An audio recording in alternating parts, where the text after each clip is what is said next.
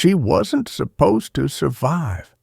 Yet one freezing night, a dying war dog dragged herself across the mountains to find the only man she ever trusted. But she wasn't alone. In her jaws, her injured pup, fading fast, carried mile after mile through storms and darkness. And when the former seal opened his door, the truth hit him like a ghost. This was the partner he buried in his heart 6 years ago. What she came to ask for would test faith, loyalty, and the kind of miracle only God Himself could send. Before we begin, tell us where you're watching from and subscribe for more stories of faith, courage, and the miracles God hides in the darkest places. The wind swept through the empty hills of northern Montana, carrying with it the sound of frozen branches creaking under the weight of snow. At the edge of the forest, a weather-beaten marine outpost known as Timber Ridge stood half buried in white, its antennas crooked like old scars against the sky. Inside the main cabin, Ethan Cole sat beside a small iron stove, watching the flame flicker low. He had been back from service for 18 months, long enough for people to stop asking questions, but not long enough for him to stop hearing the echoes of gunfire when the wind was right. His mornings were quiet, his nights quieter still, just him, a tin mug, and the ache of memories that never fully went away. When he left the Navy SEALs, he thought the silence of the mountains would cure him. It hadn't. It only gave the ghosts room to speak louder. He still saw flashes of the desert, the sandstorm in Jalalabad, the fireball that tore through the convoy, the screams swallowed by dust. They had buried empty coffins for 3 handlers and 4 dogs that day. One of them was hers, Luna. She had been more than a canine partner. She had been instinct and courage given form, the one creature that never hesitated when he did. When the explosion separated them, Ethan dug until his hands bled. They never found her. 6 years had passed. He had stopped hoping. The storm that night came without warning. Snow thickened into a blizzard that pressed against the cabin walls like a living thing. Ethan threw another log into the fire, half listening to the hiss of melting ice on metal. Then, faintly, came a sound, a scratching, gentle, uncertain, almost polite. At first he thought it was the wind playing tricks again, but it came once more, rhythmic, intentional. He froze, listening. Timber Ridge was miles from the nearest town, and no one visited after dark. He reached for the flashlight on the counter, thumb hovering over the switch. The scratching grew weaker, then stopped. Something inside him stirred, a soldier's instinct, the sense that something fragile was waiting for him to decide. He crossed the room and unlatched the door. The cold slammed into him like a wall. For a moment, he saw nothing but a blur of white, snow swirling under the pale beam of his flashlight. Then a shadow moved. A dog stepped forward from the darkness, limping, breathing raggedly, her head low but eyes locked on him. In her jaws, she carried something small and still, a pup, no bigger than Ethan's hand. She set it down carefully in the snow, then sat, her body trembling, as if every ounce of strength had been spent to make it here. Ethan's mind went blank. The years fell away. The scar on her left ear caught the light, a familiar notch, unmistakable. His throat tightened. "Luna," he whispered. The dog lifted her head slightly, not in surprise, but in recognition, as if she had been waiting for that word. For a heartbeat, neither moved.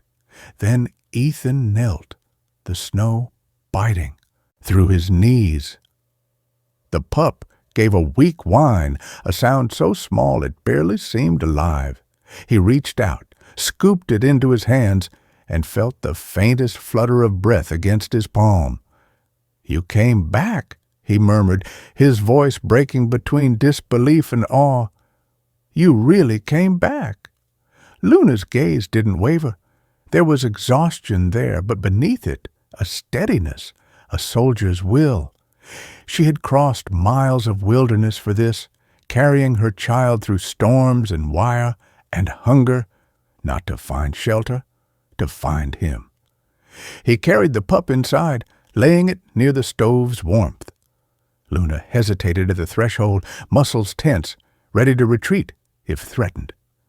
"It's okay," Ethan said softly. "You're home." The words seemed to pull her forward. She stepped inside, each movement deliberate, like someone relearning safety. Ethan fetched an old blanket and wrapped the pup gently. He could feel its heartbeat fluttering weakly beneath the cloth. Infection had already set in, he could smell it, but the fire's warmth began to work. The tiny body twitched, then settled into shallow breathing. Luna lay a few feet away, her eyes never leaving her pup. Ethan sat across from her, his pulse still racing. 6 years, he said quietly. "You were declared gone. I buried your collar myself." Luna blinked slowly, as if to say the past didn't matter. Only the living did. Outside, the storm raged on, hammering the windows with ice, but inside, time seemed to pause. For the first time in years, Ethan wasn't alone, yet the weight of it pressed heavier than solitude ever had. Because this wasn't just a reunion, it was a reckoning. Every mission he had led, every comrade he'd failed to bring home. Luna was the proof that some bonds refused to die. He looked at her, and the guilt returned sharper than before. "You shouldn't have come," he said, "not to scold, but to protect. The world doesn't forgive survivors. You of all should know that." Luna gave a low rumble, not a growl, but a sound of quiet defiance. She had not returned for forgiveness. She had returned for a promise.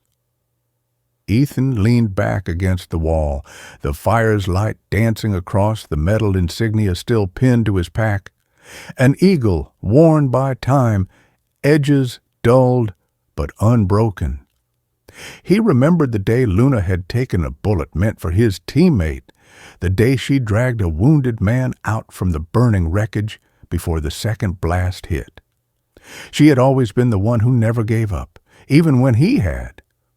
Now she was here again, asking him to do the same. Hours passed in silence. The storm eased toward dawn. Ethan dozed in the chair beside the stove, half dreaming of desert winds and barking orders, of a convoy swallowed by smoke. When he woke, pale light filtered through the frosted windows. The pup was still breathing, weak but steady. Luna hadn't moved.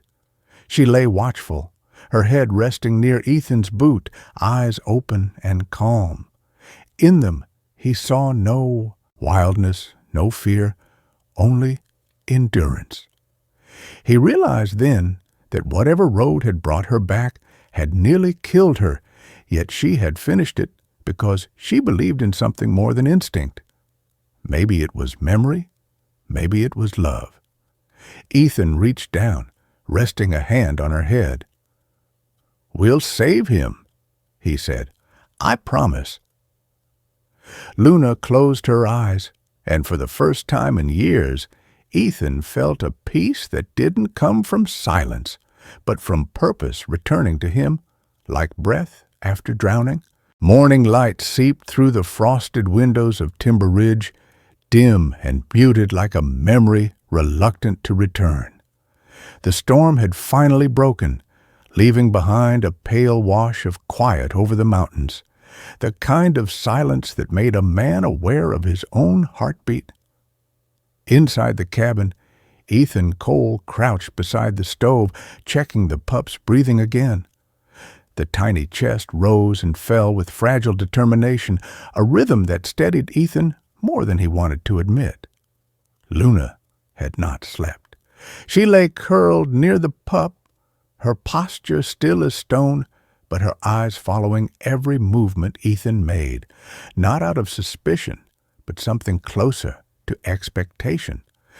It was as if she remembered how he used to work, quick, decisive, calm under pressure, and now she waited for that version of him to return.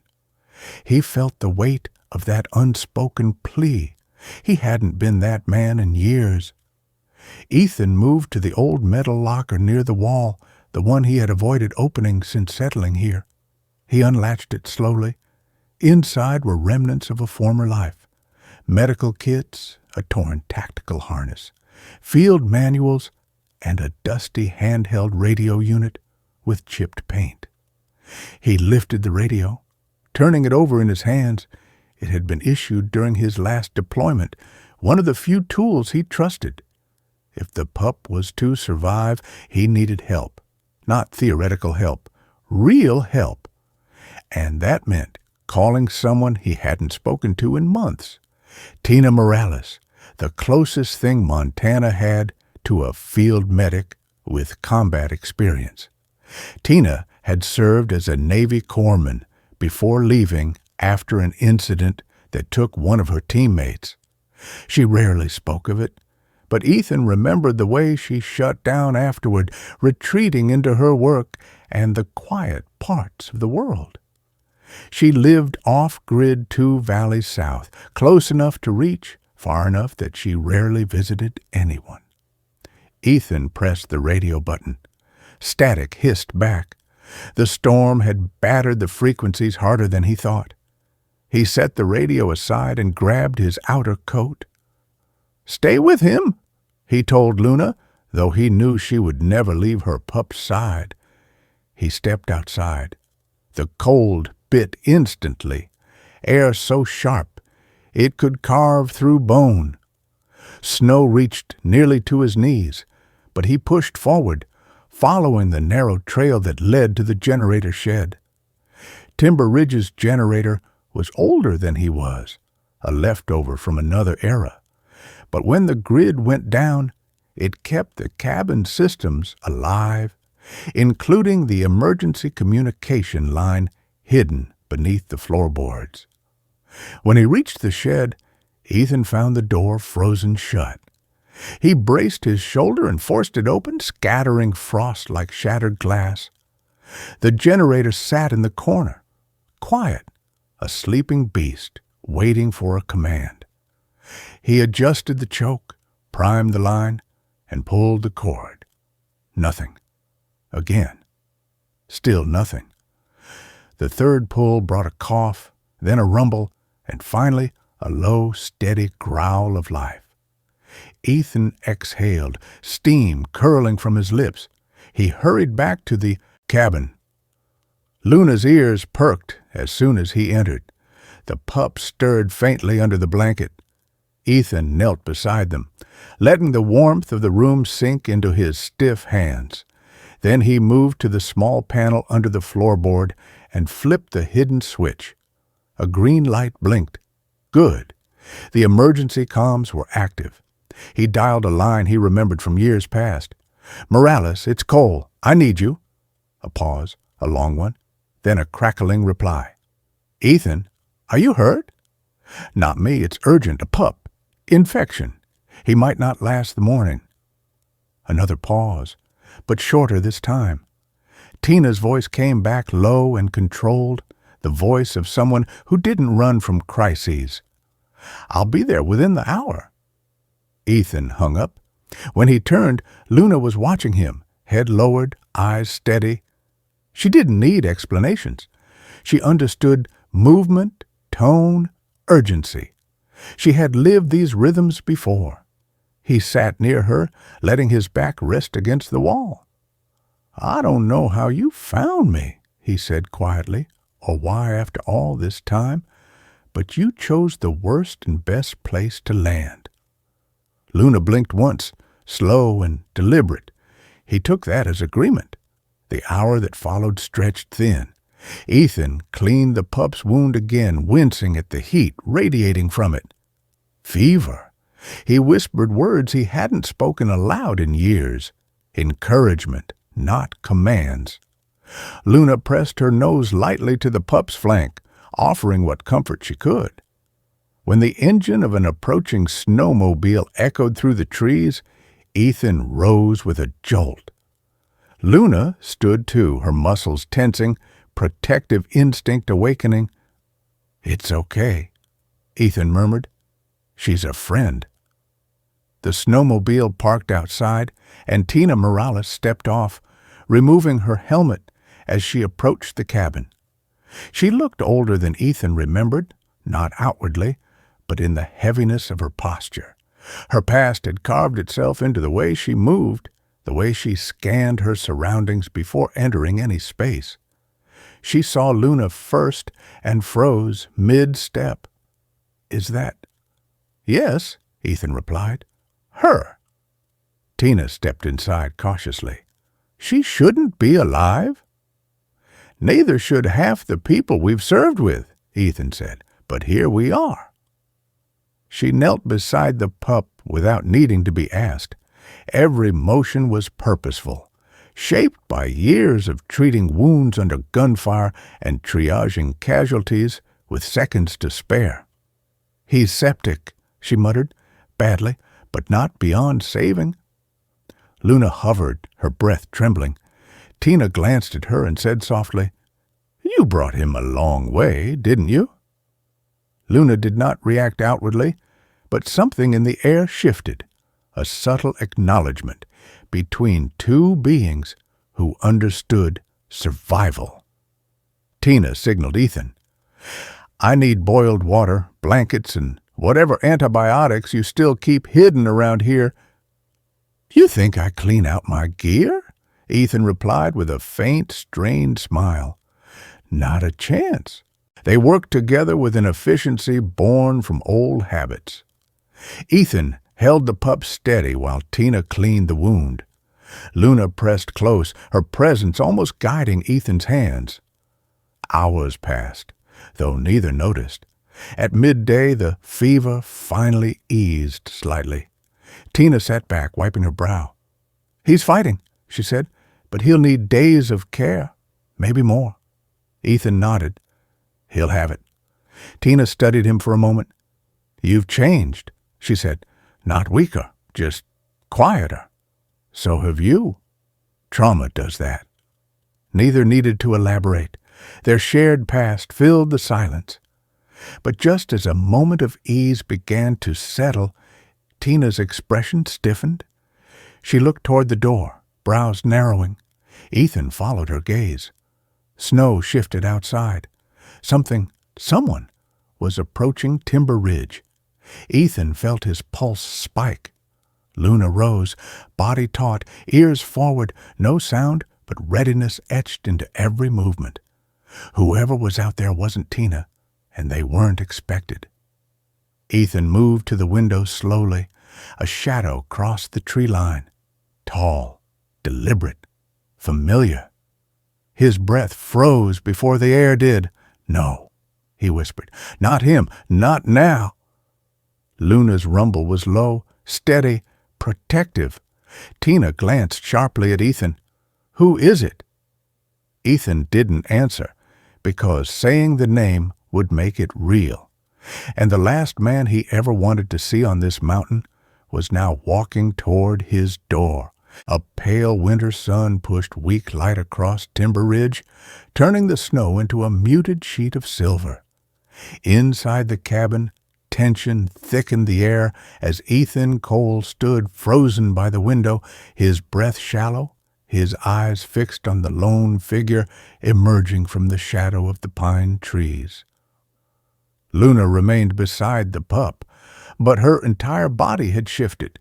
Ears forward, gaze sharp, the quiet strength of an old war dog awakening like a memory, sharpened by instinct. Tina Morales straightened, sensing the shift in Ethan's demeanor before she even looked outside.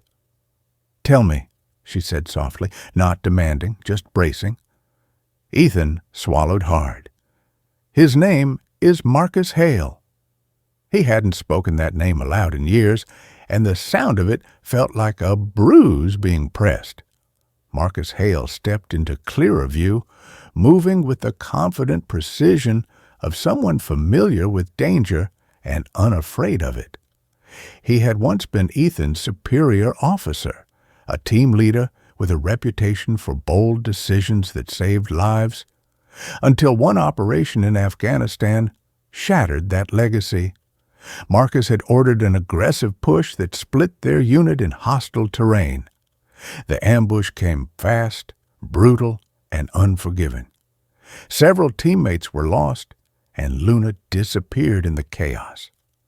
Ethan remembered the heat of the blast, the ringing in his ears, and the instant when Marcus vanished into the smoke, only to reappear later with a report that didn't match the truth Ethan lived through.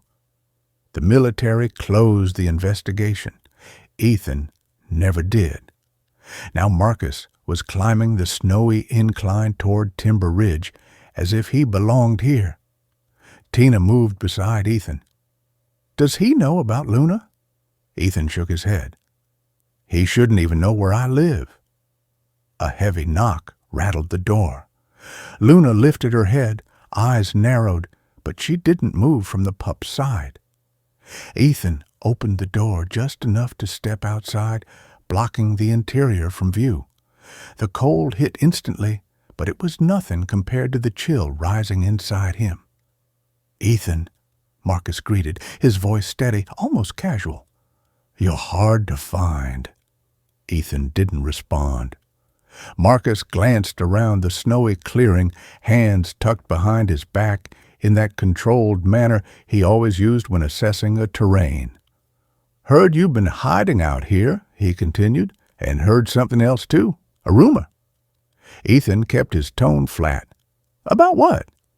Marcus tilted his head. "An animal, found injured, brought to your door." Ethan's jaw tightened. He suddenly understood why Marcus had come. Marcus had been obsessed with K9 operational data, training patterns, and recovery potential. When Luna vanished, Marcus pushed command to search longer than protocol allowed, claiming she held strategic value. Ethan had always suspected Marcus cared more about what Luna represented than who she was. "There's nothing here for you," Ethan said. "Turn around and go back." Marcus offered a small, humorless smile. "Come on, Ethan, I'm not your enemy." "You were the day you left men behind," Ethan snapped. Marcus's expression flickered, pain, defensiveness, something else, but only for a moment. "We all made mistakes," Marcus replied. "I'm just trying to fix one." Ethan stepped closer, lowering his voice. "You don't fix the past by barging into my home." Marcus's eyes sharpened. "So it's true. She's here." Ethan's blood turned cold. He had said nothing, yet Marcus heard everything. The door creaked behind Ethan. Tina had cracked it open slightly. Luna's faint, protective rumble drifted through. Marcus's eyes widened, confirming his suspicions. "My God," he whispered, "it really is her." He moved as if to step forward, and Ethan instantly blocked him. "Stop! Ethan, listen. Command will want to know." "They won't," Ethan cut in, "because you're not telling them." Marcus exhaled slowly. "You can't hide something like this." "Watch me." The tension thickened like the cold air around them. Marcus studied Ethan's face, then said in a lower tone, "If she survived that explosion, she may have information the military needs." Ethan stared at him in disbelief. "She's not evidence." "She's a service animal," Marcus replied sharply. "If she navigated hostile terrain alone for years, that's extraordinary." "She's a mother," Ethan said.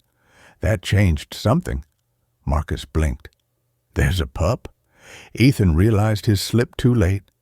Marcus's interest sharpened dangerously, not cruelly, but with the analytical hunger of someone who had spent too many years chasing outcomes instead of truths.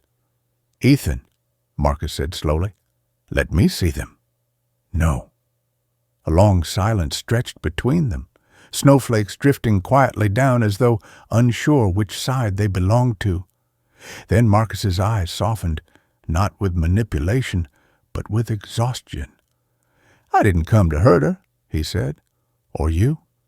You think I don't carry what happened back there? I have replayed that day more than you'll ever know." Ethan wanted to believe him, but old wounds were stubborn. "Words don't erase the past," Ethan said. "I know," Marcus answered. "That's why I'm here." Before Ethan could reply, a sudden sharp yelp came from inside the cabin. Luna's rumble turned fierce. Tina's voice rose, not panicked, but urgent. "Ethan!" Ethan whipped around and rushed inside. The pup had begun trembling violently, legs stiffening, breath shallow and uneven. Luna paced anxiously, nuzzling him, trying to steady him with small pushes of her muzzle. Tina was already preparing the saline line. "He's crashing," she said. "The infection's hitting his system hard." Ethan knelt beside them, his pulse thundering. "What do we do?" "I need a stronger antibiotic," Tina replied quickly. "The kind we used on deployment. You still have some?" Ethan froze. He had used the last of those months ago, and the nearest supply was miles away at the ranger station. Marcus appeared at the doorway watching the scene unfold. Tina looked toward him. "Do you have emergency medical supply on you?" Marcus hesitated, then reached into the pouch on his belt. "I might." Ethan turned, stunned. Tina grabbed the packet from Marcus without question. "This will work." Marcus stepped inside slowly, gaze shifting from Luna to the pup. "Tell me how I can help," he said. Ethan studied Marcus, every instinct torn between distrust and necessity. Then the pup gave a weak cry, so small, so thin it nearly broke the air in half. Ethan made his decision. "Help us hold him steady," Ethan ordered. Marcus nodded, moving carefully. The three fell into motion, Ethan cradling the pup's head, Tina administering the injection, Marcus steadying the tiny body with the gentleness of someone who knew the cost of a life slipping away. Luna crouched close, trembling but focused, trusting them all because she trusted Ethan. Minutes passed, like hours. Then the pup's breathing eased. Not healed, just steadier. But enough. Tina exhaled. "He's not out of danger," she said, "but he's fighting." Ethan looked at Marcus. "Why are you really here?" Marcus hesitated. "Because I got a message." "From who?" Ethan demanded. Marcus met his gaze, eyes full of a seriousness that didn't belong to the past but to something larger, something approaching. "Someone who knew about Luna before you did," he said quietly, "and they're coming." Ethan felt the room tighten. Tina looked up sharply. Luna lifted her head. Even the pup stirred weakly, as if sensing the shift. Ethan's voice was barely above a whisper. "Coming for what?" Marcus's answer was a single word. "All of you." Night settled over Timber Ridge with a heavy stillness, as though the mountains themselves were holding their breath. The dim cabin lights cast long, wavering shadows across the wooden floor, while a sharp wind scraped against the walls like claws asking to be let in. Inside, Ethan Cole stood near the door, jaw tightened, replaying Marcus Hale's final words in his head. "Someone who knew about Luna before you did, and they're coming." Luna kept close to the pup, her posture steady but alert, as though some instinct deep within her had awakened. One forged long before Timber Ridge, in deserts she had crossed alone. Tina Morales hovered near the medical table, checking the pup's temperature again, forcing her trembling hands to remain steady. "Who exactly is coming?" she asked. Marcus stood near the far wall, not defensive but tense in the disciplined way soldiers become when danger draws close. "I got a coded message last week," he said. "A private channel only a handful of people still remember how to use. It wasn't command. It wasn't any legitimate unit." Ethan crossed his arms.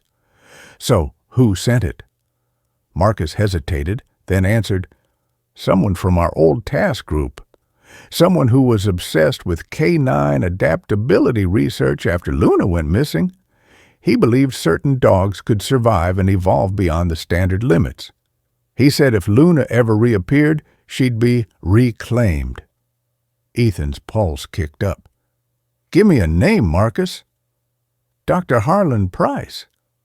Ethan swore under his breath. Price had been the behavioral scientist attached to their unit, a man brilliant enough to contribute to breakthroughs in canine communication systems, but unhinged in ways that didn't surface until after the convoy attack. Price had vanished a year after Luna disappeared, reportedly dismissed for unauthorized field tests. Ethan had assumed Price was gone for good. Apparently, he had only gone underground. Tina looked up sharply. "If he knows Luna is alive—" "He won't stop," Marcus finished. "He'll cross mountains, snow, anything." Ethan moved toward the window, peering out into the night. "How close is he?"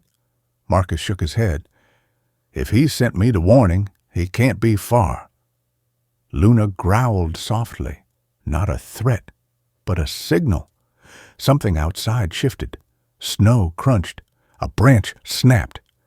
Ethan's instincts sharpened instantly. He motioned everyone to stay quiet. He eased toward the window, heart hammering. Nothing moved, only the wind. But Luna didn't relax. She stood, slow and deliberate, placing herself over her pup, her ears locked forward at the door.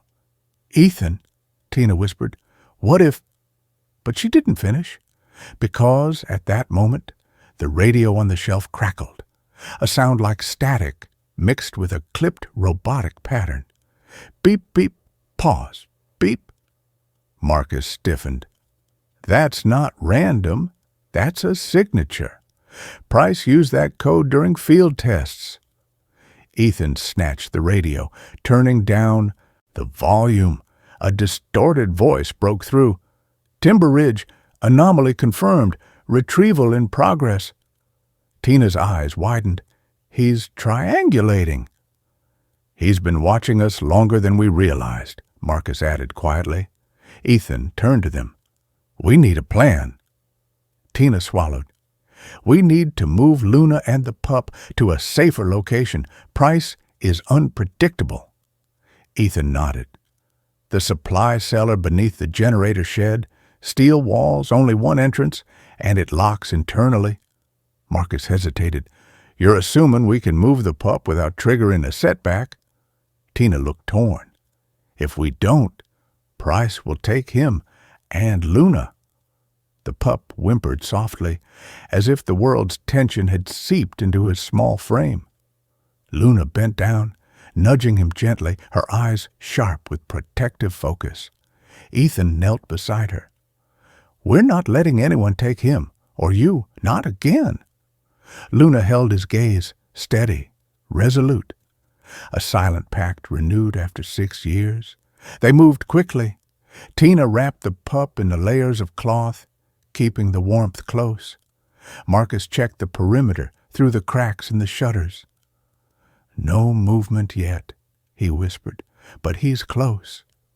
Ethan grabbed his coat, then opened the back door just enough for Luna to slip out.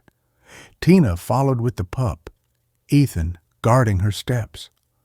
Marcus brought up the rear. The cold sliced through them instantly, but they moved fast across the snow toward the generator shed. Halfway there, Luna froze. Her head snapped to the right. Ethan turned just in time to see a faint light flicker between the trees. White, sharp, artificial, a drone, small, silent, barely visible against the snow. Tina whispered, "He's scouting us." The drone hovered, scanning the clearing. Ethan grabbed a fist-sized stone and hurled it. The impact knocked the drone sideways. It spiraled and crashed into the snow with a soft hiss of sparks. "Go!" Ethan ordered. They reached the shed. Marcus pulled open the heavy door, and they slipped inside. The cellar hatch yawned beneath them, a deep metal compartment built decades ago for storing emergency rations. Luna descended first, moving with surprising grace despite her exhaustion. Tina climbed down with the pup cradled tight, lowering him into a nest of blankets Ethan had placed earlier. Luna curled protectively around him. Marcus was last to descend, sealing the hatch behind them. Darkness swallowed them until Ethan lit a single emergency lamp. The cellar's cold steel walls hummed faintly with generator vibrations. Safe. For now. Tina checked the pup again. "His breathing's steady," she whispered. "He's holding on." Ethan exhaled a breath he didn't know he'd been holding. Then Marcus spoke. "We bought ourselves minutes, maybe hours. Price didn't come alone. He never does." "What do you mean?" Tina asked. Marcus met Ethan's eyes. "He works with people now, contractors, the kind who don't ask questions." Ethan clenched his fists. "Motivated by money?" "No," Marcus answered. "By belief. Price convinced them he's redefining canine human warfare. That Luna is proof." A noise echoed above, the crunch of boots and snow. Slow, deliberate, not Price's, someone heavier. Tina pressed a hand over her mouth. Luna lifted her head, a low growl vibrating through the cellar floor. Ethan grabbed the lamp and extinguished it. Darkness wrapped around them like a held breath. Footsteps stopped. A voice, deep, calm, unfamiliar, spoke from above the hatch. "Ethan Cole," it called quietly. "Open the door. I need to talk to you." Ethan stiffened. Marcus inhaled sharply. Tina gripped the pup tighter. Luna rose. "Ready?" The voice continued, steady and composed. "I'm not Price, but I know why he's coming." A pause. "And if you don't open this door, he will find all of you first." Snow whispered across the roof of the generator shed, thin and restless, while the cellar below held its breath in darkness. Ethan Cole stood closest to the sealed hatch, every nerve sharpened by the voice above calling his name. Luna remained beside the pup, not trembling, not fearful, simply ready, as though every page of her long survival had been preparing her for this moment. Tina Morales crouched near them, hand hovering protectively over the pup's fragile body. Marcus Hale watched Ethan, silently weighing the same question Ethan was. Do we trust the voice, or do we trust the danger? The man above repeated, calm but urgent, "Ethan Cole, we don't have much time. Price is close. Let me help you before he gets here." Ethan drew in a steadying breath and whispered to the group, "If it's a trap, we keep the hatch sealed. If it's not, we need to know." Marcus whispered back. Voice sounded military-trained, controlled, not a contractor, but careful. Price recruits all kinds. Ethan nodded once. Then he climbed up the narrow ladder and unlocked the hatch just enough to peer outside. A man stood a few feet from the door, hands visible, body angled slightly sideways, a non-threatening stance used by those who understood fearful animals and jumpy soldiers. "Name?" Ethan demanded quietly. "Wade Kerrigan," the man replied. "Former ranger, assigned to wildlife intervention 6 years ago. I know Luna because I tracked her trail after the convoy blast." Ethan held his stare. "Why are you here now?" Kerrigan lowered his voice. "Because Price contacted me 2 months ago. Wanted intel on a ghost dog, as he called her. I didn't tell him anything. And when I realized he was close to finding her, I came here to warn you." Ethan pushed the hatch wider. "Show your hands. No weapons." Kerrigan lifted both arms, turning slowly. "If I wanted trouble, Cole, you'd have heard it already." Ethan studied the man. Kerrigan carried the air of someone shaped by solitude rather than violence. Steady movements, quiet presence, a tiredness around the edges that suggested someone who had seen too much wilderness and too many broken creatures. "Fine," Ethan said. "Get inside. Quietly." Kerrigan descended the hatch, pausing when Luna's growl rumbled through the cellar. He didn't approach, didn't stare, just lowered his gaze respectfully. "She remembers," he said softly. "I helped recover 2 of her unit partners years ago. She saw me." Luna didn't relax, but she didn't lunge either. Acceptance, for now. Tina asked the question, burning in all of them. "How close is Price?" Kerrigan exhaled. "Close enough that he'll reach this shed within minutes. He's got 2 men with him. They're not soldiers, but they're armed." Ethan turned to Marcus. "Options." Marcus scanned the cellar. "We can't fight in a steel box. We take the high ground, lure them away from Luna and the pup." Tina shook her head. "We can't move the pup. Not yet." Ethan stepped between them. "No one's moving him. No one's taking Luna. If Price wants a confrontation, it'll happen outside." Kerrigan nodded. "Price expects compliance. He won't expect resistance." "Good," Ethan said. "Then we disappoint him." They climbed the ladder one by one. Marcus and Ethan stepped into the clearing first. Kerrigan took position near the trees. Tina remained by the hatch, ready to seal it if needed. The moon cut pale lines across the snow as footsteps approached. 3 figures moving with purpose. Price emerged first, his silhouette unmistakable even after so many years. He carried himself with the confidence of a man who believed deeply in his mission, no matter how distorted it had become. "Ethan Cole," Price called, stopping several yards away. "You have something that belongs to me." Ethan stepped forward. "She doesn't belong to you. She never did." Price smiled faintly, the kind of smile built from obsession rather than warmth. "Luna represents a breakthrough, proof of adaptive intelligence at a level we've only theorized. She survived alone, traveled across states, returned to a specific human imprint. You know what that means," Ethan replied coldly. "It means she remembers loyalty, something you never understood." Price's expression hardened. "Where is she?" "Safe," Ethan answered, "and out of your reach."